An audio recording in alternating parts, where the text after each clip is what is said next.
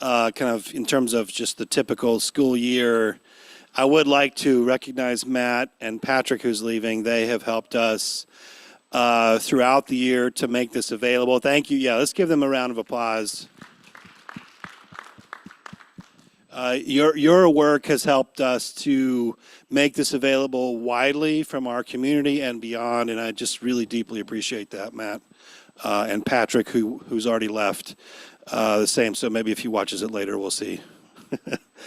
Well, welcome today to our final session of our class, Crossing the Bridge, where we are considering what does it mean to live missionally in a new way.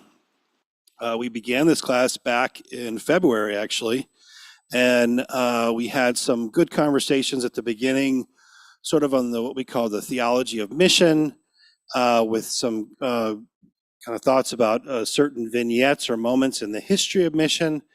And then we brought in and had actually two really great panels of people from the congregation who shared their experiences of missional engagement in an everyday fashion, whether it was volunteering here at the church, working with one of our mission partners, or working even more broadly with a nonprofit or something of that nature. And so all of that intending really to show how creative, how many different pathways there are into this, and giving you things to think about as you try to discern your place and what it might mean for you to do that engagement.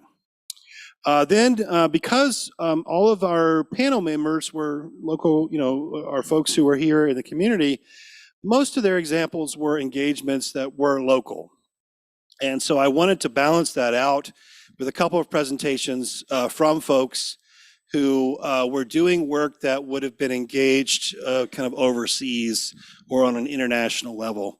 And so last week we had Dr. Victor Azibo come in, and he shared about the work of the Center for Global Christianity that is based in Nigeria. And so if you haven't had a chance to check that out, I do invite you to look at that. It's available on YouTube, and our friends who are on YouTube, you can also check that out as well at our Meeting House channel.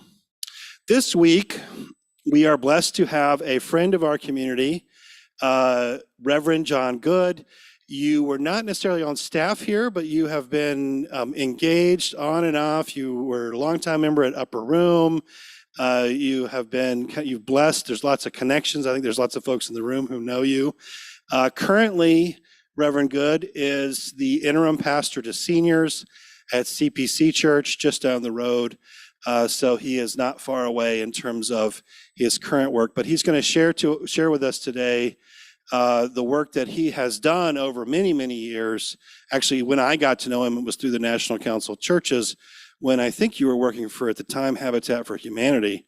So he has worked for Habitat for Humanity, World Vision, International Justice Mission, among others. And so today he's going to come up and share some of that as we, again, kind of conclude our time of thinking about or reconceptualizing what does it mean to live in a missional fashion. So before I invite up Reverend Good, let me say a quick word of prayer, and then we'll turn it over to him. Lord, we thank you for this day. We thank you that you are a gracious and living God who is present already throughout the world, that you call us into possibilities to partner with you in the work that you are already doing in the midst of all people. Open our hearts and minds now. Be with our brother John as he comes forward. Bless him and his message and the time that we share together. We ask and pray all these things in your name. Amen. All right, so join me in greeting Reverend John Good. Thank you. Thank you, thank you. It is always good to be here at, I'm going to say this for the very first time, Meeting House Church. But forgive me because I'm going to call it Colonial probably for the rest of the morning. It's just in my bones. A little bit of my backstory. Thank you for that introduction, Christian. I moved to Edina when I was 15 years old from Pittsburgh, Pennsylvania. I did not know Edina from Timbuktu, but I quickly learned what it means to be a student at Edina High School because my brothers and I went to the youth group at Knox Presbyterian. on 48th and Lindale. Smaller youth group. All of the kids went to Washburn or Southwest. There were some from Bloomington, some from South. And then these new kids show up. But where are you from? What school do you go to? Well, we go to Edina. Oh, you're a cake eater. We had no idea what they were talking about, didn't know what that meant. But we quickly learned if you're from Edina and you're outside the bubble, you don't necessarily share that.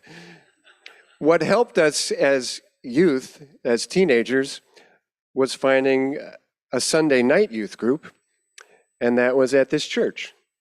So we became involved with Pilgrim Fellowship.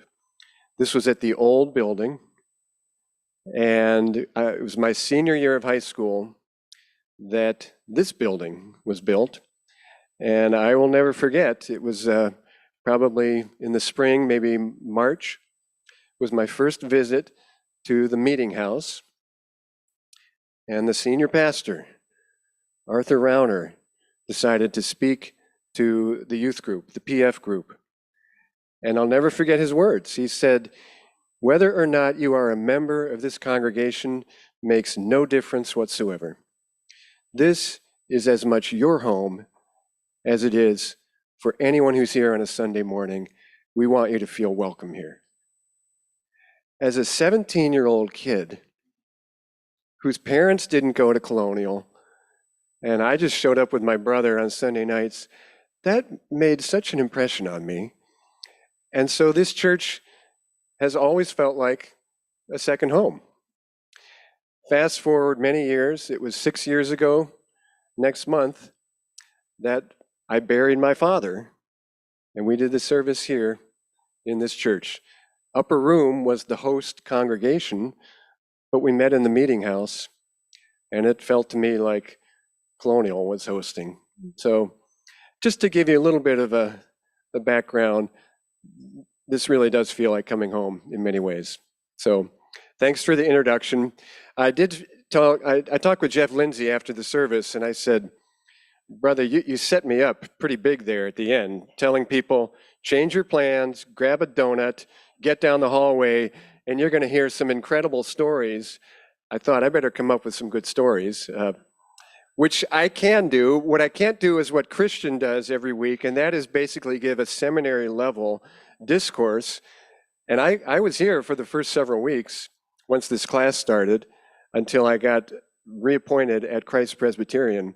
So I've benefited from your teaching. And Christian sent me the PowerPoint deck this past week. He said, just to provide the context for what you may want to speak on, here's what we've covered. And I clicked on it, opened it up, and it was 58 pages. So we're going to touch on some of that. But for the most part, as Christian said, I want to share about the part of my journey which has been not local, but has been global. And one way that we can do that is touching on the 3 organizations that I have been blessed to serve. And you have a handout, and we're going to walk through this, but let me tee this up a little bit. So I went to Edina High School, went out west to college, went farther west for seminary, became ordained as a Presbyterian pastor, served 9 years in Madison, Wisconsin, and then was called back to Edina to serve at Christ Presbyterian. That was 1998. And Pat Mahan was on staff. We were colleagues together at CPC for several years. I was there for 6 or 7 years. And in 1999, I'd been there less than a year, I got a phone call from the World Vision office outside Seattle. And they said, "We would like to send a film crew to your congregation and put together a video about your church's partnership with World Vision." And here I'm the brand new mission pastor. I said, "Well, yeah, that sounds great. I have just one question. Why do you want to come to our church?" And this woman on the other line sounded shocked. She said, "Well, because, of course, your church has the largest partnership with World Vision of any church in the country. I probably should have known that as the mission pastor. I did not. That's how naive and uneducated I was. But they sent out a film crew. You remember that, Pat? You were on staff then, and they interviewed about a dozen families or couples in our church who were child sponsors. And then this video went as viral as it could go 25 years ago. But that was my introduction to what I had inherited as the mission pastor at Christ Presbyterian. My successor was a guy you might have heard of. His name was Paul Bertelson. So I got to take what Paul had done and just grow that a little bit more. So that's how I got started at World Vision. My first trip as a pastor to sub-Saharan Africa was with World Vision. It was January 1999. There was a group of churches from the Twin Cities, and one of the participants on that church was a new pastor friend of mine named Jeff Lindsay. And I just reminded Jeff of this outside the meeting house at the end of the service. That trip that we went on, again, my first time to sub-Saharan Africa, all I had to do was watch how Jeff interacted. And that taught me so much about what it means to be a good neighbor when you're in someone else's neighborhood. And I know that's one of the themes that you've been developing here. What does it mean to be a good neighbor? That's what it means to live missionally. It's all about being a good neighbor. I learned at the feet of your pastor, and then 6 years later, I left I left Christ Presbyterian and was hired by World Vision.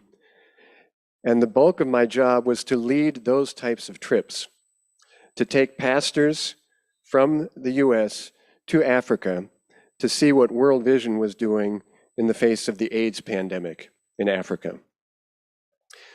I couldn't have asked for a better teacher than Jeff Lindsay of how to lead those trips.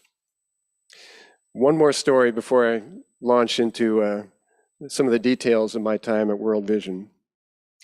When I was serving as a pastor at CPC, and Pat, you might have been at this staff meeting, one morning I showed up.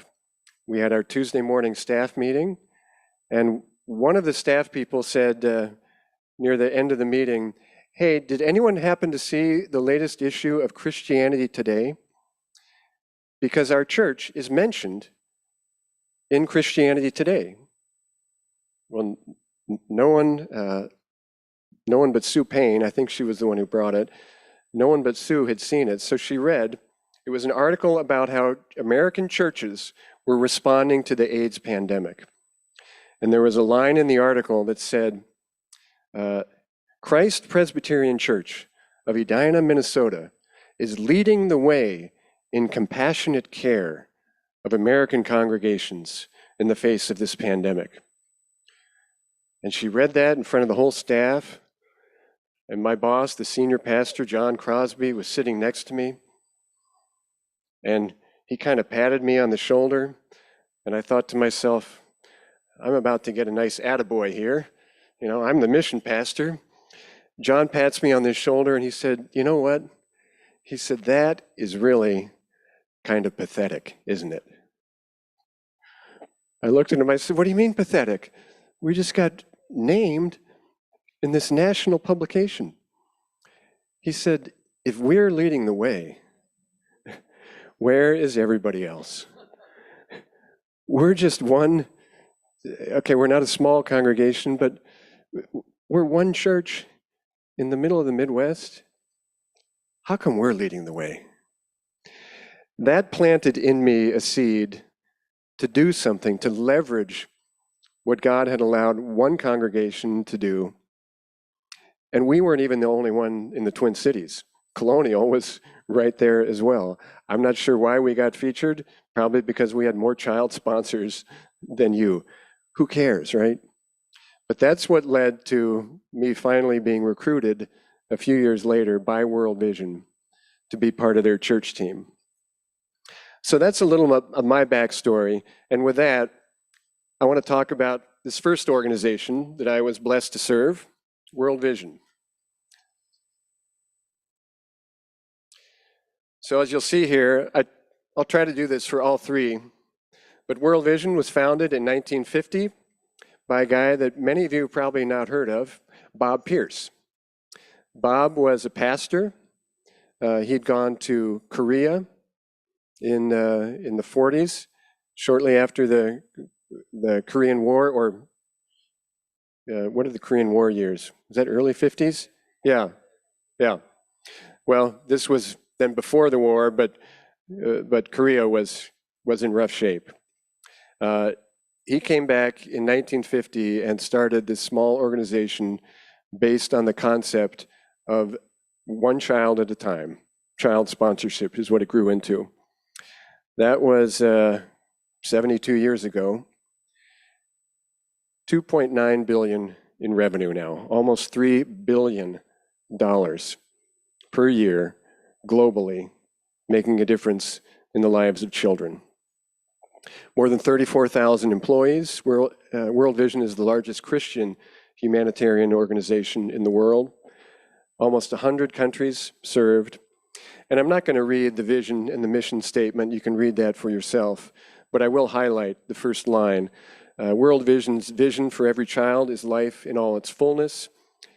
And the prayer for every heart is the will to make that so. One of founder Bob Pierce's most famous quotes is his prayer, Lord, break my heart by the things that break your heart. That became his daily prayer as he ministered. Whatever is breaking God's heart in the world, he wanted his heart to be broken by. The mission of World Vision is to work with the poor and oppressed to promote human transformation, to seek justice and bear witness to the good news of the kingdom of God. And then the pursuit of that mission is highlighted here as well. When I was on staff at World Vision, we used to use the analogy of a hand. There were 5 different interventions that World Vision would do in every community where they worked, in the 100 countries where they worked. It was providing clean water, it was education, it was food security, it was medical interventions, and it was microloans. Those were the 5 interventions, no matter what part of the country, because that is what they believed tackled the root causes of poverty worldwide.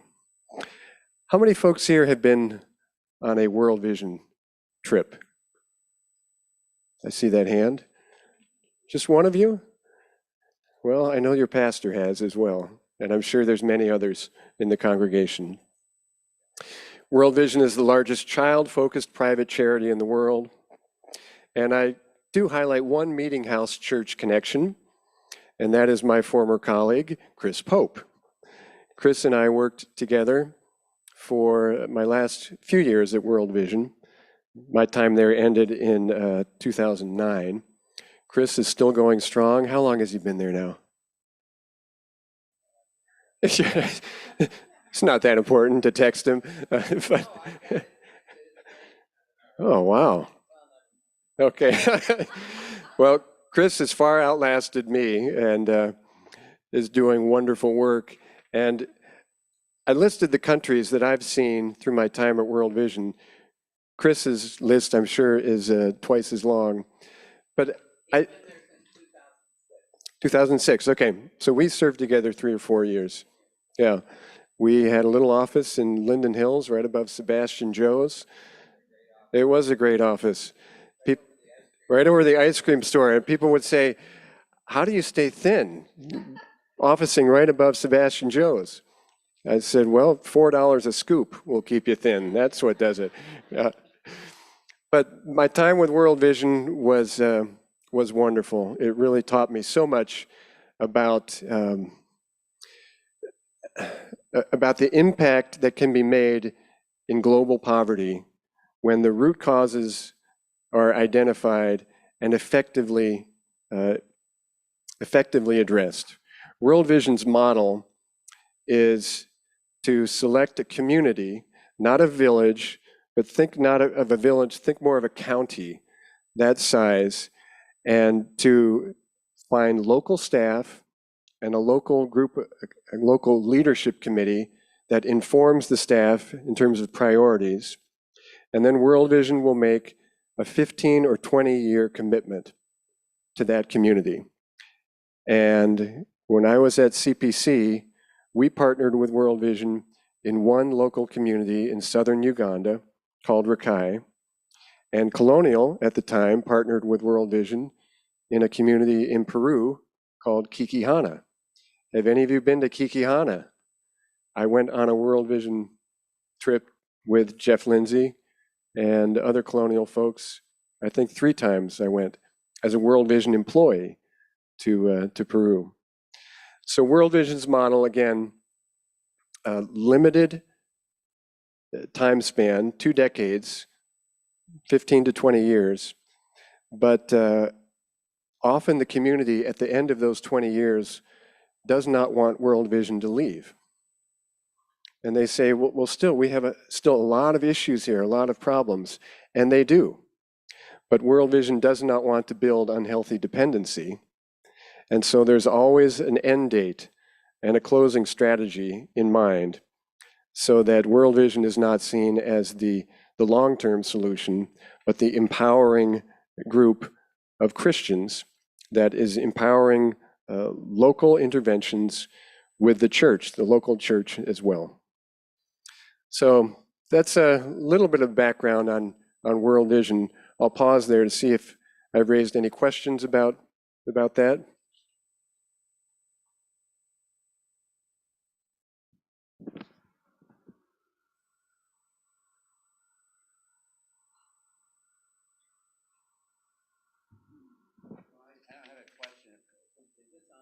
No.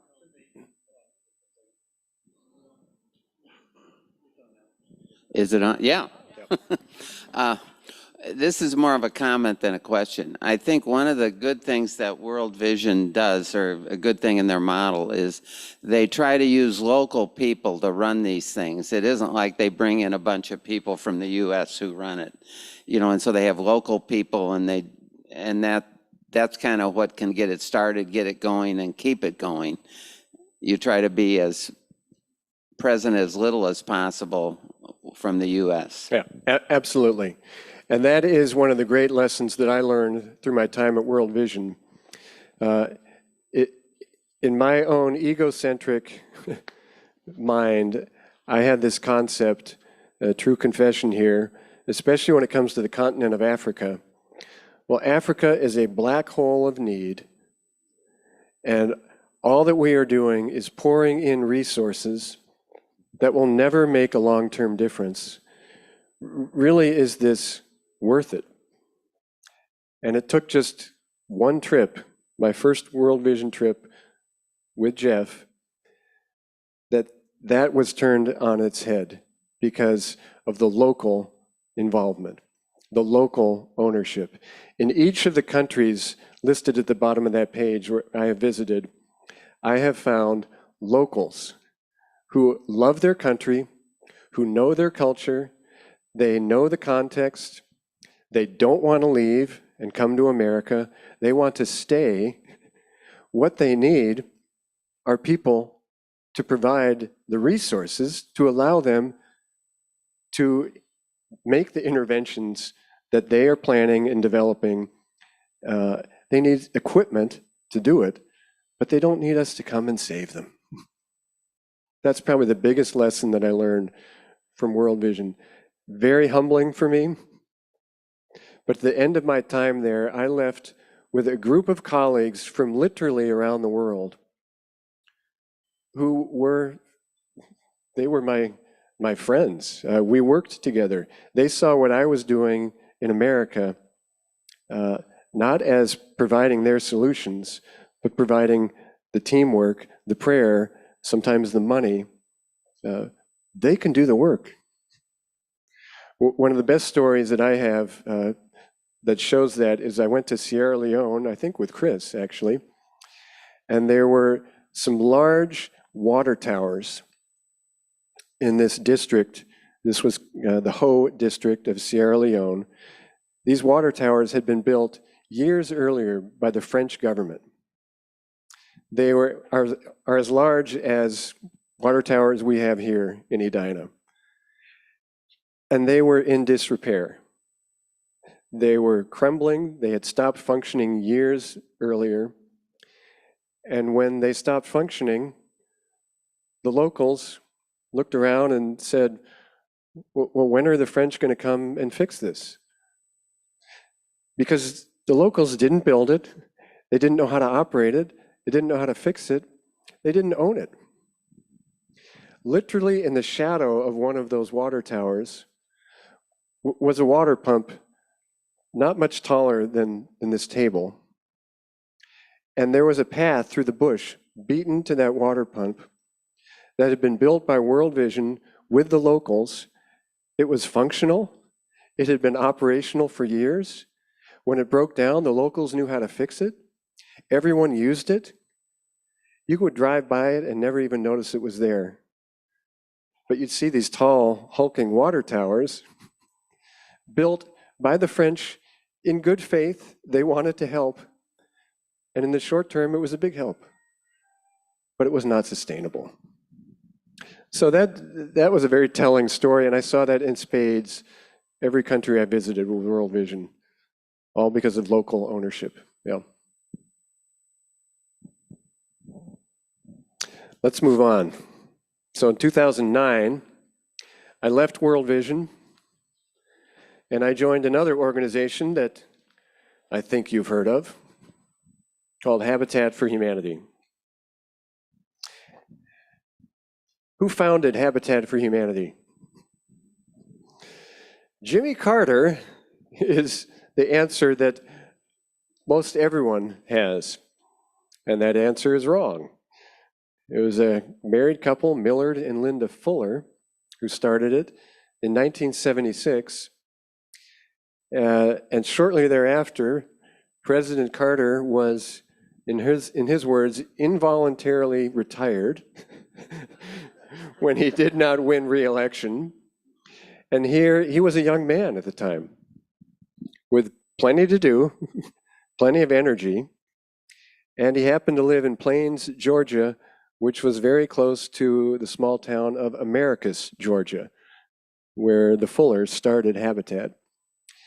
And the Fullers reached out to Jimmy Carter, Jimmy and Rosalind, and got them as volunteers. They went on a trip to New York City.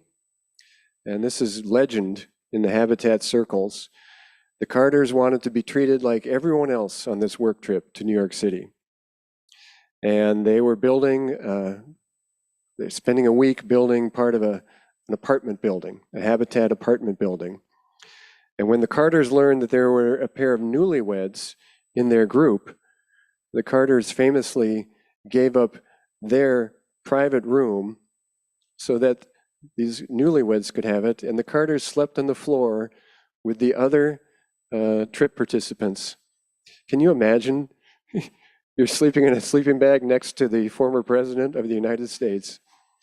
And the Carters, every year since then, have done a work trip and are still doing it.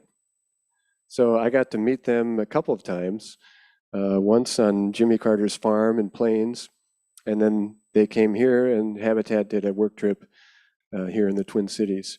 Amazing people, but not the founders of Habitat for Humanity. World Vision's revenue is $3 billion. Habitat's is about $300 million, but that's only Habitat International. Habitat International has 3,000 employees, but then there are more than 1,300 local US affiliates or chapters. And all of those chapters have employees as well. It could be one, it could be 50 or 100. Like the Twin Cities Habitat chapter is one of the largest. So it's difficult to identify exactly how many employees there are for Habitat for Humanity. Countries served more than 70. Another thing that people don't realize about Habitat is that about 80% of the homes that are built in any given year by Habitat for Humanity are built overseas. Everyone knows that Habitat is active in the US, but for the price that it costs to build one house here in the Twin Cities, you can build 20 in Mozambique. So that's why the number that are built is always going to be far more globally than in the US. But I had no idea Habitat had such a global impact. Habitat's mission is given there, its vision is given there, and coming from World Vision to Habitat was a wonderful opportunity for me to see World Vision did not primarily focus on housing. It was not one of those 5 fingers on the hand. And so Habitat's focus on housing primarily was a great complement to World Vision's more holistic focus. But it also showed to me, that solving poverty, addressing poverty, nobody called it easy, and now you know why, because there are so many things that come into a full intervention to try to make a difference. Habitat, as does World Vision, has a non-proselytizing policy. In other words, you don't have to commit to make a faith commitment to get a new house. And World Vision was the same way.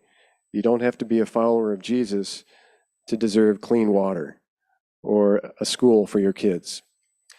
Now, having said that, if anyone who is building a house or receiving clean water would ask a World Vision or Habitat employee, why are you doing this? Well, that's an open invitation to share about the motivation, the faith motivation, and those conversations were encouraged.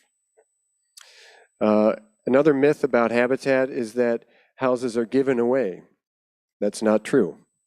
The homeowners put in sweat equity. They've got to work to build their house, and they take on a mortgage. It's a no-interest mortgage, so they are paying. They're not paying interest; they're paying back in the principal, but they are taking on some debt. They've got skin in the game, and that's a model that has worked since 1976. Habitat is the largest not-for-profit builder in the world. Any folks here, have you volunteered on a Habitat worksite? Many of you, not surprised, yeah. Have any of you traveled outside the US with Habitat? This guy back here, what's your name again, sir? Yeah. Oh, Lindsay, you've done it all. One of my fondest experiences with Habitat, I got to lead a trip to Vietnam to build with Habitat. I was born in 1961. I was too young to be in the draft, but I certainly grew up hearing all about Vietnam. And when I was tapped to lead a trip to northern Vietnam, a little community about 3 hours west of Hanoi, I thought, wow, I never thought I'd go to North Vietnam.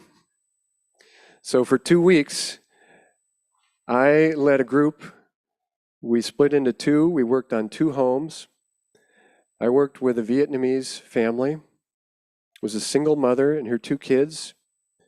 She was about this tall. It was the middle of the summer. It was 90 plus degrees, 90+% humidity. We would get out of our air-conditioned van. By the time we had walked about 150 yards to the work site, I was soaked. This woman and her kids worked 3 times as hard as I did. This was going to be her home, her first one. And by the end of those 2 weeks, we didn't speak a single word of each other's language, but we were in tears as we said goodbye.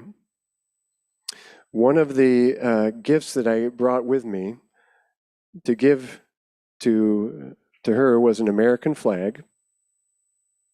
It was signed by all the trip participants.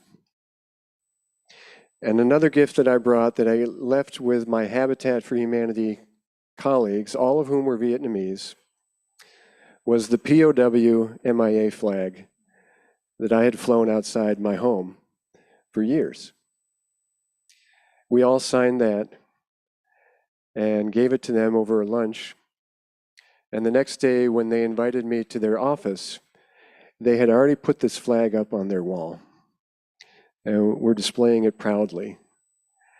And this gets back to the humility, the lessons in humility that I've been taught through these experiences.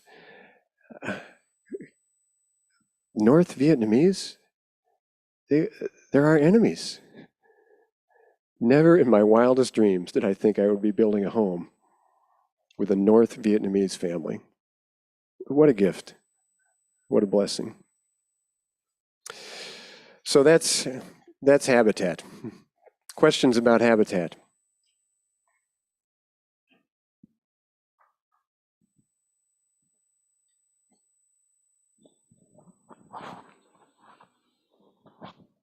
So here in the United States, I wonder about, does Habitat ever actually take an existing structure? And, because I think about so many homes that are, abandoned. Yes, yeah, they do. There's some great local organizations you probably support. Some of them. Urban Homeworks is one. Again, getting back to Paul Bertelsen, I think he had something to do with that, right? Yeah. Habitat does that as well. They do new construction. They also do rehab and renovation. But their primary focus is from the ground up, new. But you're right. There's so much aging housing stock that could be very livable with a little TLC. I've heard a rumor that a house built by Habitat is actually way stronger because of the use of, I'm going to make sure this nail, there's plenty of nails in it. That rumor is true. And the basis of truth was the hurricane in southern Florida. I'm forgetting which one it was. Maybe it was Andrew. I think it was Andrew. On the front page of I think it was the Miami Herald, after the hurricane came through, there was devastation all around, and there were 3 homes standing, and they were all Habitat homes. And Millard Fuller at the time said, yeah, the reason they're standing is because we have volunteer builders, and they use 10 nails where a carpenter would use 2. And we laugh about it, but it could be true. You're right. 3 of them did miss the stud. Yeah. Yeah, if you work there, you do know. What little I know about home construction and home maintenance, I learned on Habitat build sites.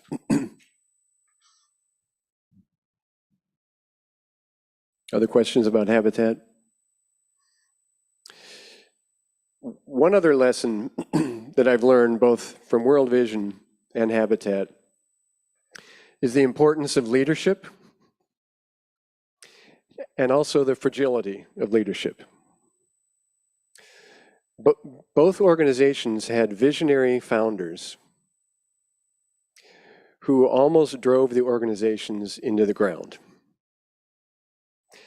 Bob Pierce, his marriage fell apart. At the height of his travels, he was on the road 50 weeks of every year. His wife was at home with little kids. And I only know about this because one of those little kids, Marilee Pierce Dunker, works for World Vision and has written a book about her father, whom she loved, but whom she found it very difficult to love because he was absent. And at one point, he even made a bargain with God. God, you take care of my kids. Help me to take care of the world's kids. I'm not sure that's healthy. And it certainly wasn't healthy for his family. Bob Pierce would come back to World Vision and tell the World Vision board about the promises that he'd made to different people and different organizations in different countries And the board, after years of this, said, no, you don't understand. We're in charge. You work for us. The board finally fired Bob Pierce. And he had to figure out, what lessons do I learn? He landed on his feet, and he did start another organization that maybe you've heard of, called Samaritan's Purse. And when Billy Graham's son Franklin had gone off the rails, who did Billy call to help get his son Franklin back on board? Billy called Bob Pierce. And Bob was influential in bringing Franklin Graham back to faith, got him involved with Samaritan's Purse, and that organization is now serving well. So that was Bob Pierce. Millard Fuller, he was also fired by the Habitat for Humanity Board. Some of the same things were done. Some of his human flaws and frailties came to catch up with him. It was a very difficult departure by Pat. But he landed on his feet and started an organization that also did a similar type of housing based out of southern Georgia. But as an employee of both of those organizations, it taught me and my colleagues, no one's immune. And if you're doing good work, there are going to be forces that are going to be at work to try to defeat this. So don't let your head get too big. Some sobering thoughts about two wonderful organizations led by very human people. And that leads us to the third, International Justice Mission. How many of you have heard of IJM? Okay, about half of you. Founded in 1997 by a guy named Gary Haugen. Gary was a Department of Justice attorney who was tapped by the United Nations in 1994 to go to Rwanda and to lead the UN's investigation after the genocide in Rwanda. Gary came back a changed man, traveling to all of these mass grave sites and seeing a devastation that he and the world came to realize probably could have been avoided. Gary came back to his great Department of Justice.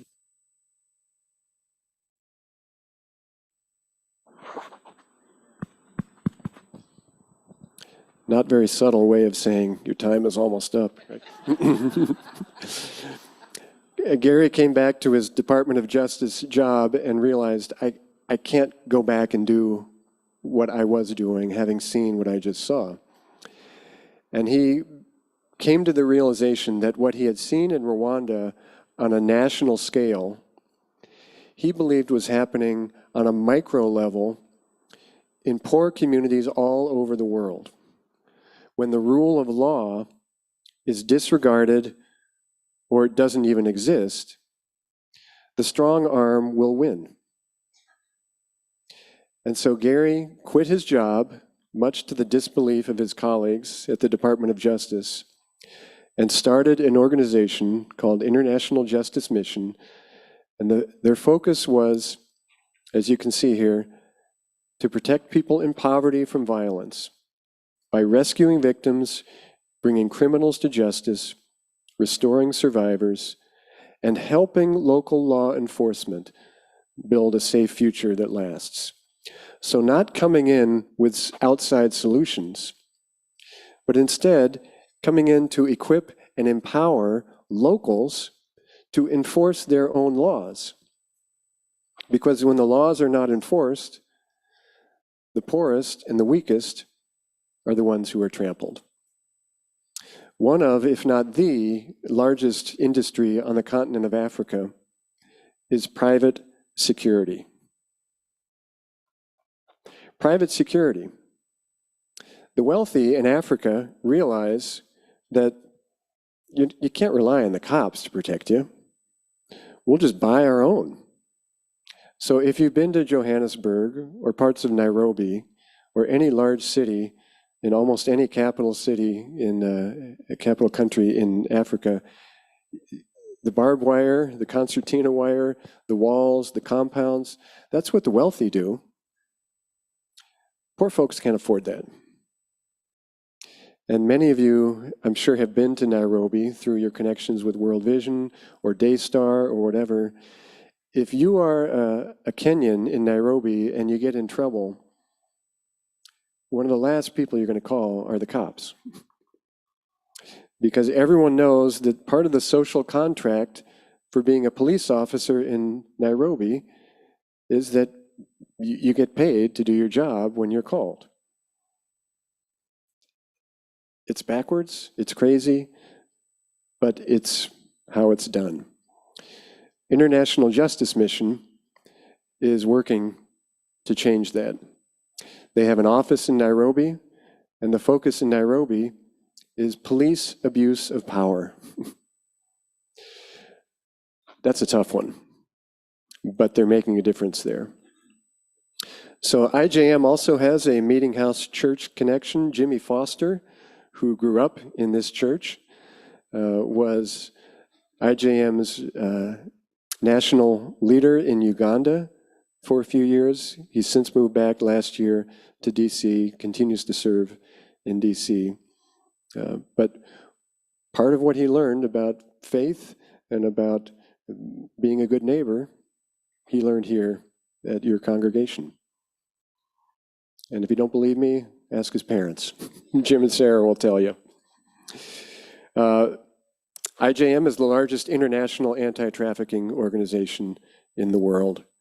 And I served there for 5 years until last fall. I got an email, as often happens. There was a reorganization being done. I've been through more reorgs than I can count. And my job, which was to work with churches in the Midwest, was being moved from the Twin Cities to Chicago. And I was invited to relocate to Chicago. My wife is a hospice chaplain. That's a job that cannot be done remotely. My mother lives at Friendship Village with some of you here. I'm not moving to Chicago at my age.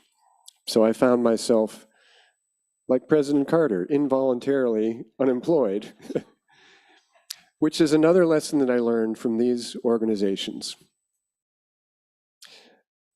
I disagreed completely with that decision, to be quite candid. One of the reasons I was told that my job was being moved to Chicago was because they had done an analysis of new partnerships, new donors, and they'd found a surprising number of new donors in the Chicagoland area. To which my reply was, now you understand, for the last 5 years, I've been covering the Chicago area and developing church partnerships there. And I would like to think that if I'm as effective as I've been being told for the last 5 years, maybe my work had a role to play in some of that. Alas, my voice was not the one that won the day. I disagreed completely with that decision. And I shared that with HR, I shared that in the appropriate channels. And I share that with you, not to badmouth IJM, but just to let you know, these are human organizations. And I don't know a single organization that does HR transitions always really well. Churches struggle with that as well. So as much as I loved my 15 plus years working with 3 of the best mission organizations in the world, it wasn't always wonderful. 2 of them, my time there ended not on my terms. The same thing happened at Habitat. They did a global reduction in staff and eliminated 35 positions.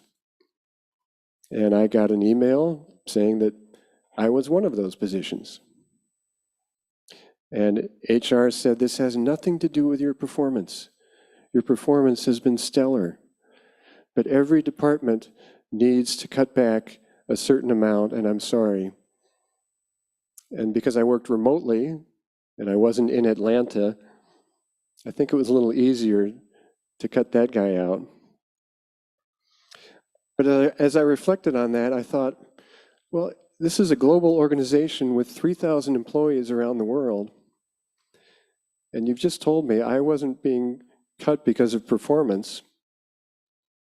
Aren't there maybe 35 employees among those 3,000 who do have performance issues? Because now would be a good time to say to them, based on your performance, it's time for you to leave. Again, I don't say that to badmouth Habitat. I love Habitat. I learned a lot from Habitat.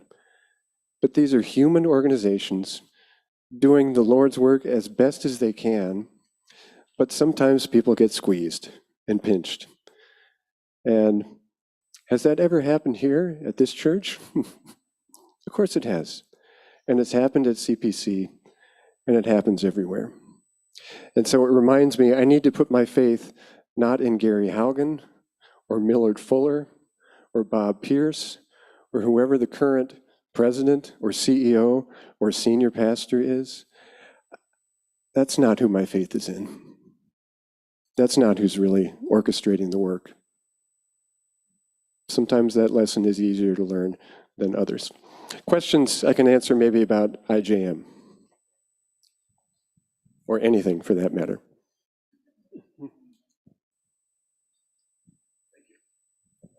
I don't have an IJM question, but as we consider missional opportunities and activities here as individuals and as a church, how do we avoid the pitfalls that were in the book when helping hurts, when we're trying to do the right thing, but it ends up being counterproductive? Yeah, some of those pitfalls I know have been addressed in this class because I was here for some of that. How do you avoid them? You don't do it perfectly, right? I still make some of the same mistakes I made 20 years ago, even with all the lessons I've learned. But I do think it comes down to being a good neighbor. It's a journey, right? It's a continued process. Trying to look at the context in which we live. What are the needs around me?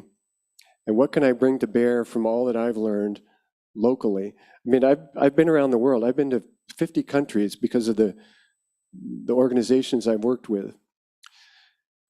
Sometimes it's easier to solve problems in Africa than it is to be involved locally. So one of the things, and here's another story that I almost forgot to tell. I volunteer as the fire chaplain with the Edina Fire Department. Not because I got a bunch of spare time, or not because I know anything about putting out fires or saving lives, but because I stumbled into an opportunity that presented itself, and the fire department in my hometown had never had a chaplain, and they asked if I would serve as their chaplain. I could have said no to that 20 years ago. It would have probably served me, I would have saved me some time that I could have spent with my kids or done other things better, but it seemed like that was a call that I needed to respond to locally. So I don't know if that answers your question, but you're going to make mistakes. We all are. We're going to build dependency in ways that we don't mean to. No one is perfect, but I think it's being on a journey, doing what you've been doing here since February, continually looking at what does Scripture say, how can we learn to do that better, and offering it up as best as you can. It's a messy answer, but yeah. And let me pick on Jeff Lindsay again, even though he's left. The reason I was asked to be the fire chaplain is because a month after 9/11, I arranged to go out to Ground Zero to volunteer, and I got a group of clergy to join me. And Jeff was one of them. So we spent about a half a week in Manhattan serving at a Salvation Army tent. And talk about how mission changes your life. That week changed me in ways that I never could have imagined. Most of them good, some of them not good. Secondary trauma is very real. I didn't see the buildings go down, but having spent a week blessing bodies and ministering to first responders, I came back a different person. I was a little shorter with my kids. I wasn't the best husband. My patience could have been better. Once you've dealt with people who have real pressing, life-changing needs, and you come back to Edina, Minnesota, I mean, and the issues that people have, it didn't make me, in the short term, a better pastor, as people would complain about things or personal dynamics that they were dealing with. Part of me wanted to say, are you kidding me? That's your problem? That's not the most pastoral response, but so being involved missionally might mess you up a little bit.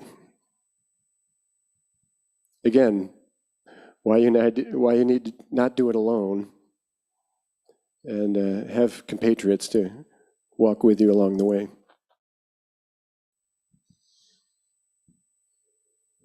Other questions, comments? I know this has not been, again, a seminary level discourse, but thank you for allowing me just to share some stories and to share a little bit of my history. I hope this is of value in some way.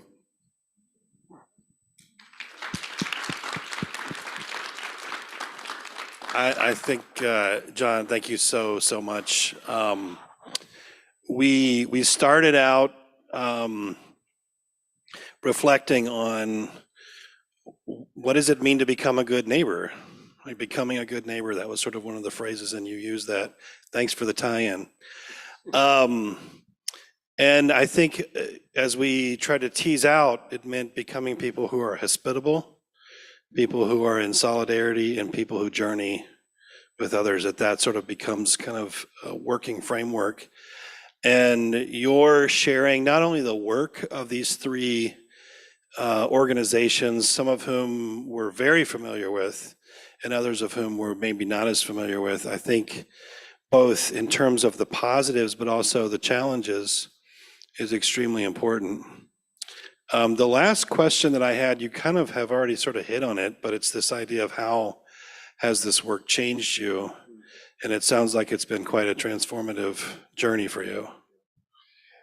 Yeah, it certainly has. Again, I was a kid who moved to Edina. I'd only been out of the country once, to Europe. And to go to the places that I have been allowed to go, so far off the beaten track that I didn't even know they existed. That has shaped who I am here. This just happened yesterday. I went on my wife and her staff, she works for Grace Hospice. She's a hospice chaplain. So 40 of her staff people went on one of those cruises down, you go to Stillwater, you get on the boat. We had 2 hours together. Well, there were 3 staff people from Grace Hospice who were African immigrants. I never knew what to say to people like that from another country. Now I gravitate toward them because I can't wait to talk about, where are you from? And it has just changed how I interact, how I view immigration. It changes me in ways I don't even think about anymore, and I'm so grateful for. And I think to me, this is one of the most compelling reasons why we wanted to have folks from the congregation come in and share, and have friends and partners with our community. Obviously, you're more than just a friend. You have roots here. I'd forgotten about your youth group experience. I think you'd shared that with me, but I'd forgotten a little bit about that. But it's this idea that missional engagement is not a one-way street. It is a two-way street, that it is also one of the instruments by which God changes us.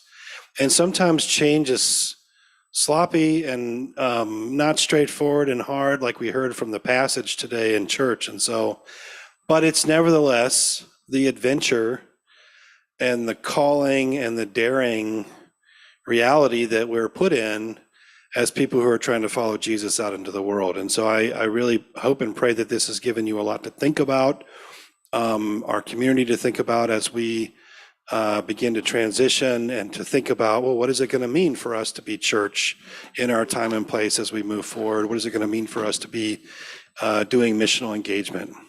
So thank you again, John. Let's give him a round of applause. Thank you. And can I end with one quote? Absolutely. You mentioned When Helping Hurts. And I would encourage all of you, if you haven't read that book or any book about mission, pick it up and just re-educate yourself. Find out what are people learning and how can it be applied to you. One of the best books I read probably 20 years ago by a guy named Tim Dearborn, who worked for World Vision International. It's called Beyond Duty: A Passion for Christ, a Heart for Mission. And he, like I, had grown up hearing, well, to be engaged in mission, it's your duty as a Christian. You need to do it. And Tim compared that to, imagine if we looked at our marriages that way. It's your duty to love your spouse. It's not an outpouring of love, it's your duty, it's your obligation. He said, that's not how we want to be married. So this was one very helpful book, not even 100 pages, and I want to close with this quote because I think it adds nicely to some of what your teaching has been over the last several weeks. This is a chapter called Confessions of a Recovering Mission Fanatic. And Tim writes this: Christian mission is not our arrogant pursuit of other people to make them like us. Rather, it is our participation in God's pursuit of all people to make them like God, and their lives like God's.